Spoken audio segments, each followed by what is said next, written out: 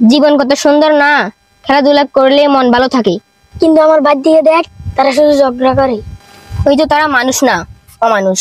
শুন জাহিদ, ওই জমিটা আমার পছন্দ হয়েছে, চল ওই কাগজপত্রটা আমি আমার নামে করে নি, পরে আর কেউ কিছু করতে পারবে না। ঠিক বলছো ভাই, আজকাল অনেকে দোকান না দিলে টিকে থাকা যায় না দুনিয়াতে।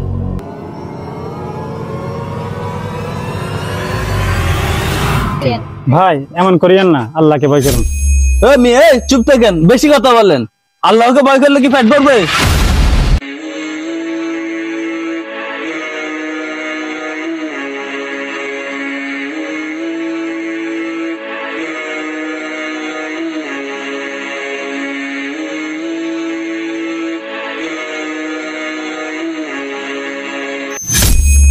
ভাই গত মাসের মজুরি গুলো দেন, ভাই বোনেরা না খেয়ে আছে।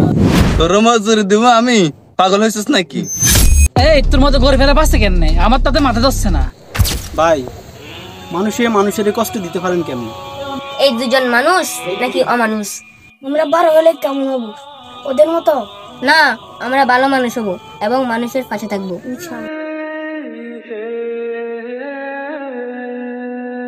ভাইয়া, আপনার জন্য ভাত আনছি, নেন।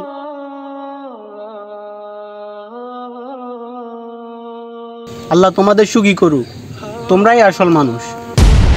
তুমি দেখে নিও, এই বাচ্চা পোলা পাইনের যদি এখন থেকে কন্ট্রোল না করি, তাহলে পরবর্তীতে সমস্যা হয়ে দাঁড়াবে। ওরা যদি কোনো মতো মানুষ হয়ে যায় তাহলে আমাদের অন্যায় রুখে দিবে, ওদেরকে এখন থেকে কন্ট্রোল করতে হবে ভাই। আমিও তো বলি ওইটা। ভাইয়েরা, আজ মনুষ্যত্ব হারিয়ে মানুষ অমানুষ হয়ে গেছে। রাসূল সাল্লাল্লাহু আলাইহি ওয়াসাল্লাম বলেছেন, লা ইয়ারহামুল্লাহু মান লা ইয়ারহামুন নাস। যে ব্যক্তি মানুষের উপর দয়া করে না, আল্লাহ তাআলা তার উপর দয়া করেন না। আচ্ছা, আমরা কি চাই আমাদের সন্তানরাও মানুষ হোক? দেখো হুজুরের কথা কি পেট ভরবে? আরে এসে পুঁজি হুজুর কয় নাই ভাই, আল্লাহই জানে।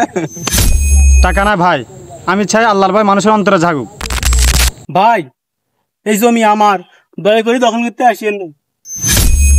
চুপ কর, এই জমি আমার, আমাদের।